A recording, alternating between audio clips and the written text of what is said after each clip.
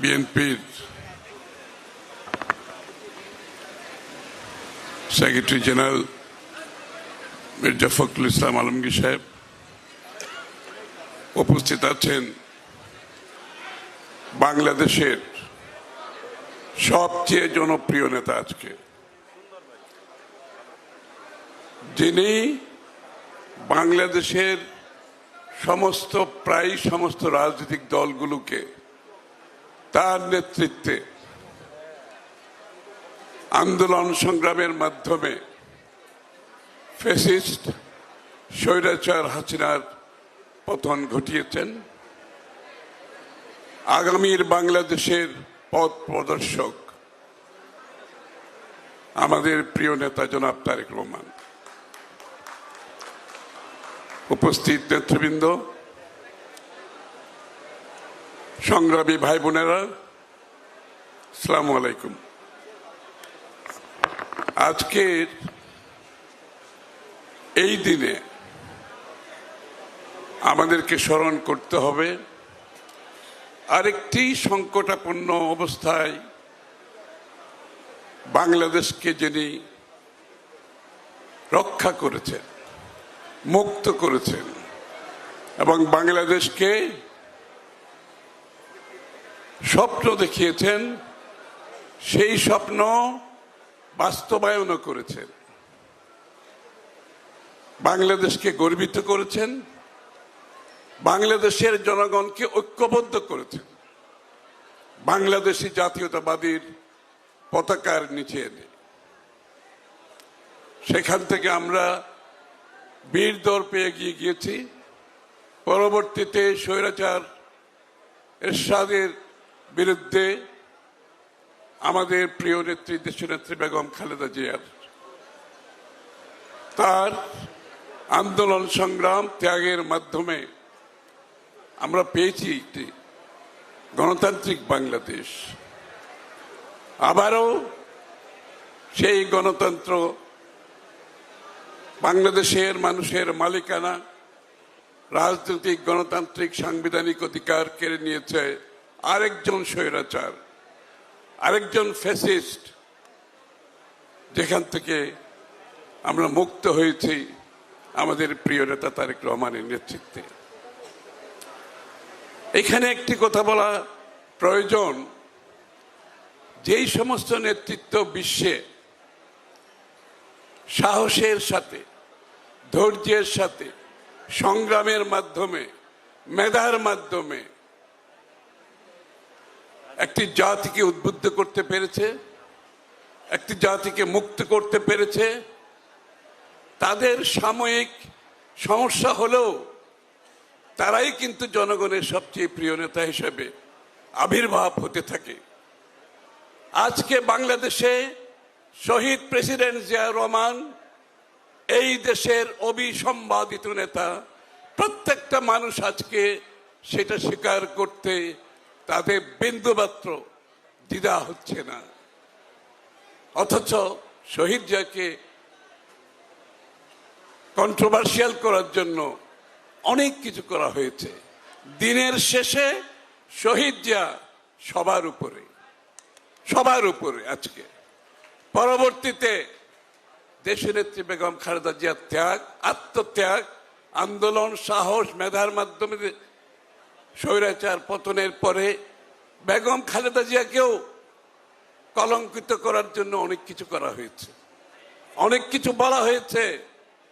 আজকে বাংলাদেশের সবচেয়ে প্রিয় নেত্রী হচ্ছে বেগম খালেদা জিয়া।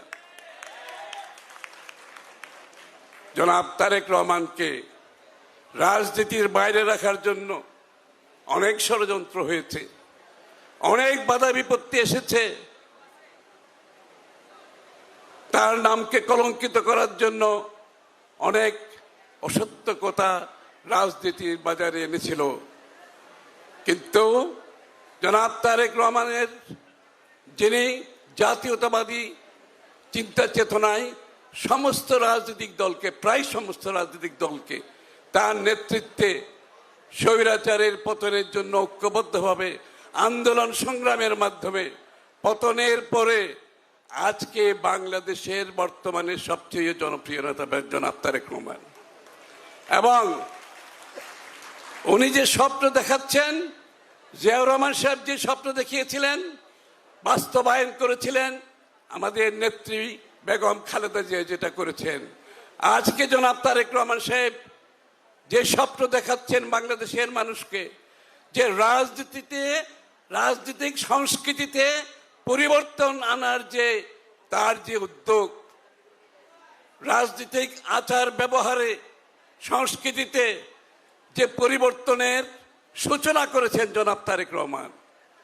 যে নতুন বাংলাদেশের স্বপ্ন দেখাচ্ছেন জনাব তারেক রহমান, আজকে বাংলাদেশের মানুষ সেটা গ্রহণ করতে শুরু করেছে, সেটা অনুধাবন করতে শুরু করেছে, এবং তার সাথে হওয়ার জন্য আমাদের সাথে হাজারো লক্ষ মানুষ আজকে যোগ দিচ্ছে, সর্বস্তরের মানুষ, শুধু মানে রাজনৈতিক ব্যক্তিত্ব নেতা কর্মী না, সমাজের সর্বস্তরের মানুষ আজকে জনাব তারেক রহমানের নেতৃত্বে আগামীর বাংলাদেশের স্বপ্ন দেখছেন। বন্ধুগণ, তাহলে আমাদের কি করতে হবে? তারেক রহমানের সেই স্বপ্ন বাস্তবায়ন করতে হলে, সেই রাজনৈতিক সংস্কৃতি পরিবর্তন করতে হলে আমাদেরকে তো একসাথে কাজ করতে হবে, তাই না? আমাদেরকে সচেতনভাবে সেই পথে চলতে হবে, আর কোনো পথে চলার কোনো সুযোগ নাই এখানে। আজকে আমাদেরকে গ্রামে গঞ্জে গিয়ে সব জায়গায় গিয়ে জনাব তারেক রহমান যে খাল কাটার কথা বলেছেন, সবাই যেতে হবে সমস্ত বাংলাদেশে, খাল কাটতে হবে, খাল কাটার মাধ্যমে বাংলাদেশের পরিবেশের উন্নয়ন, সেচ কার্যক্রম হবে, মানুষের ওই অঞ্চলের মানুষের জীবনযাত্রার মান উন্নয়ন হবে। সকলকে নিয়ে শহীদ জিয়া যেভাবে খাল কেটেছে, আমাদেরকে সেই কাজ করতে হবে। পারবেন করতে? যেতে পারবেন? খাল কাটার সাথে জনগণকে সম্পৃক্ত করতে হবে।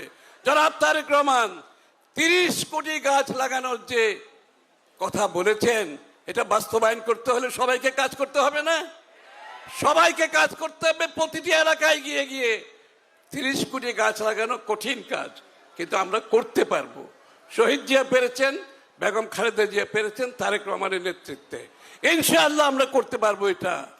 এবং বাংলাদেশের স্বাস্থ্য খাতে, বাংলাদেশের শিক্ষা খাতে উনি দেশের সামনে যে বিষয়গুলো তুলে এনেছেন, আমাদের জিডিপির 5% বরাদ্দ হবে স্বাস্থ্য খাতে এবং শিক্ষা খাতে, বড় ধরনের রেভলিউশন হবে শিক্ষার ক্ষেত্রে, স্বাস্থ্যের ক্ষেত্রে, পরিবেশের ক্ষেত্রে। আমাদের যে পরিকল্পনা, এইগুলো নিয়ে জনগণের কাছে যেতে হবে। এখন কিন্তু আন্দোলনও করতে হবে, গণতন্ত্র প্রতিষ্ঠিত করতে হবে, সাথে সাথে দেশ গড়ার যে পরিকল্পনা আমাদের নেতার, সেই পরিকল্পনা নিয়ে জনগণের কাছে যেতে হবে, সেই পরিকল্পনায় জনগণকে সম্পৃক্ত করতে হবে, সেই পরিকল্পনা বাস্তবায়নের জন্য ঐক্যবদ্ধভাবে সবাইকে কাজ করতে হবে। ধন্যবাদ।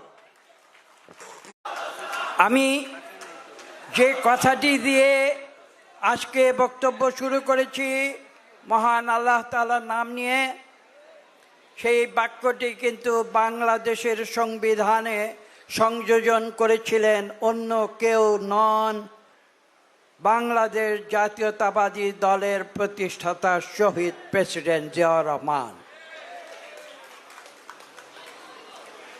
আজকে এখানে উপস্থিত 10,000 কিলোমিটার দূর থেকে আমাদের ভারপ্রাপ্ত চেয়ারম্যান জনাব তারেক রহমান, যিনি বিগত 17 বছর লন্ডনে থেকে তার প্রাণটি রেখেছিলেন এই বাংলাদেশে, এবং বাংলাদেশের কোটি কোটি জাতীয়তাবাদে বিশ্বাসী বাংলাদেশ জাতীয়তাবাদী দলের নেতা কর্মীকে সংগঠিত করেছিলেন, যার সুফল আমরা পেয়েছি বিগত বছর।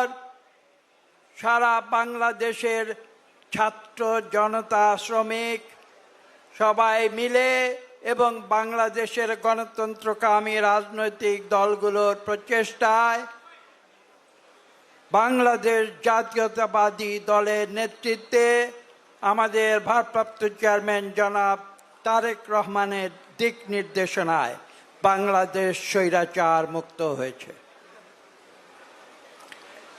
এখানে উপস্থিত রয়েছেন আমাদের সংগ্রামী মহাসচিব, বিএনপির স্থায়ী কমিটির সংগ্রামী সদস্যবৃন্দ, এখানে আমাদের সামনে রয়েছেন বিএনপির অজস্র নেতাকর্মী।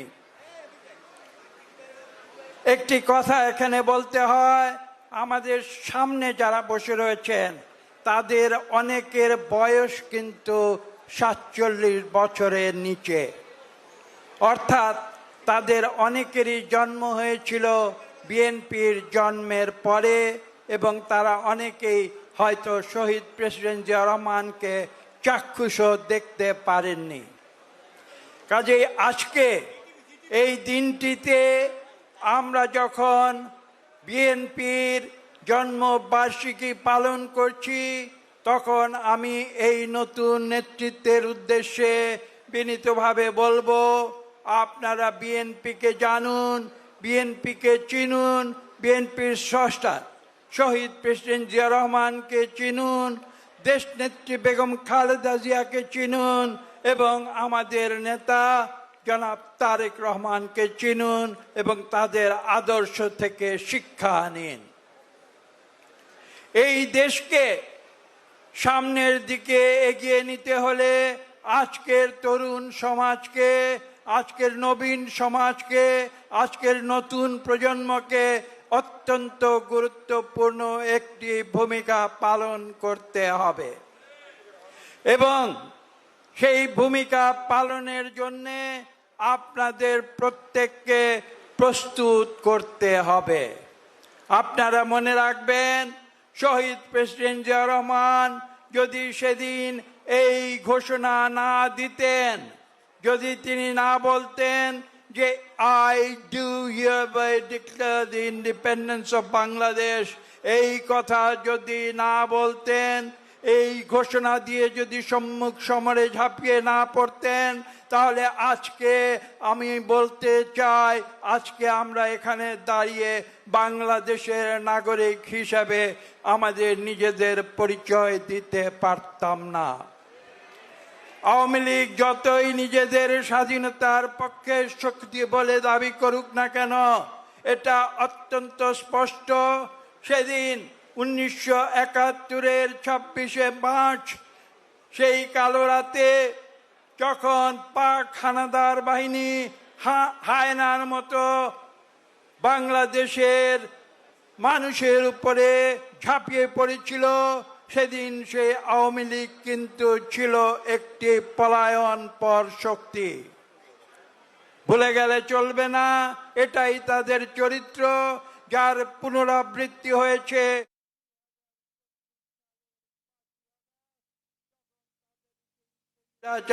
তথাকথিত প্রধানমন্ত্রী কাপুরুষের মতো আবার দ্বিতীয়বার পালিয়ে গিয়েছিল। কাজে ইতিহাসের এই কঠিন সত্যগুলো আজকে নতুন প্রজন্মকে জানতে হবে। শহীদ প্রেসিডেন্ট জিয়া রহমান নাম দিয়েছিলেন বাংলাদেশ জাতীয়তাবাদী দল, যার পেছনে যে আদর্শ এবং কনসেপ্ট কাজ করেছিল তার নাম হচ্ছে বাংলাদেশি জাতীয়তাবাদ। এবং সেই বাংলাদেশি জাতীয়তাবাদের আদর্শে দীক্ষিত হয়ে আজকে আমরা নিজেদের বাংলাদেশের নাগরিক হিসাবে গর্ববোধ করি। শহীদ প্রেসিডেন্ট জিয়া রহমানের যে কীর্তিগাথা, সেই কথা বলতে গেলে ঘন্টার পর ঘন্টা বলে শেষ করা যাবে না। আমি সেই বিস্তৃত আলোচনায় যাব না। আমি আজকে নতুন প্রজন্মের উদ্দেশ্যে শুধু একটি কথা খুব সংক্ষেপে আমি বলবো। শহীদ প্রেসিডেন্ট জিয়া রহমানের যে 3টি গুণ, আপনারা আসুন আমরা সেই গুণগুলো নিজেদের জীবনে আমরা ধারণ করি এবং ধারণ করে আমরা সামনের দিকে বাংলাদেশকে একটি আধুনিক, একটি নতুন, একটি সম্মানিত জাতি হিসেবে পুনঃপ্রতিষ্ঠিত করি। সেই গুণগুলো কি ছিল? এক ছিল তার দেশপ্রেম, দ্বিতীয় ছিল তার শৃঙ্খলা এবং তৃতীয় ছিল তার সততা। পরবর্তীতে আপনারা দেখেছেন দেশনেত্রী বেগম খালেদা জিয়া যখন আরেক সামরিক শাসক তার বিরুদ্ধে রাজপথে নেমেছিলেন ৮০-র দশকে, তিনি আমাদের আরেকটি গুণ, চতুর্থ যে গুণটি, সেটি তিনি শিক্ষা দিয়েছিলেন। সেই গুণটির নাম হচ্ছে আপোষহীন রাজনীতি। নীতির প্রশ্নে কোনো আপোষ তিনি করেননি এবং আমাদের তিনি সেই শিক্ষা দিয়ে গিয়েছেন। এবং আপনারা জানেন যে তার নেতৃত্বে বাংলাদেশে সামরিক শাসন দূর করে আবার পার্লামেন্টারি গণতন্ত্র প্রতিষ্ঠা করা হয়েছিল। যে ইতিহাস পূর্বে শহীদ প্রেসিডেন্ট জিয়া রহমান বাকশাল দূর করে এদেশে বহুদলীয় গণতন্ত্র কায়েম করেছিলেন, তারই ধারাবাহিকতায় দেশনেত্রী বেগম খালেদা জিয়া এই জাতির প্রতি এই অনবদ্য অবদান রেখেছিলেন।